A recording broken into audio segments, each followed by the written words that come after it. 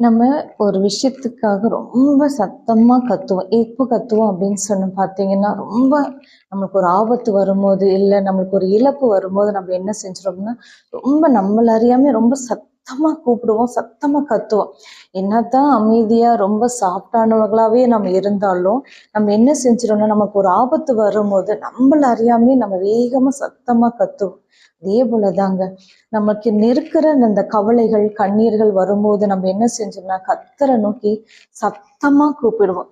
அதான் சொல்லுது பைபிள்ல, சங்கீதத்துல 3வது அதிகாரத்துல அழகா சொல்லு, நான் கர்த்தரை சத்தமிட்டு கூப்பிட்டேன், அவர் தம்முடைய பரிசுத்த பர்வதத்திலிருந்து எனக்கு செவி கொடுத்தார் அப்படின்னு சொல்லிட்டு.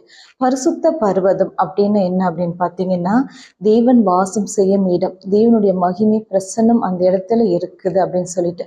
அப்போ தேவனுடைய பிரசன்ன மகிமை எங்க இருக்கு அப்படின்னா, நமக்குள்ளதான் தங்கி இருக்கிறது.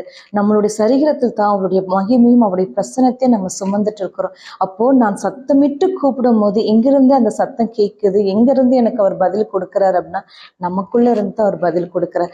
நமக்குள்ள இருந்து அந்த சத்தம் கேட்கப்படுது. அப்போ அந்த உணர்தலை அறியிற அளவுக்கு நம்ம என்ன செய்யணும், தேவனை நம்ம அதிக அதிகமா சுமந்துகிட்டே இருக்கணும். அவருடைய மகிமை, அவருடைய பிரசனத்தை நம்ம சுமக்கும் போது, நம்ம கூப்பிடுற நேரத்துல ஒரு நொடியில் அவர் என்ன செஞ்சுறாருன்னா, நமக்கு மறுபடியும் அவர் பதிலளிக்கிறவராகவே இருக்கிறார்.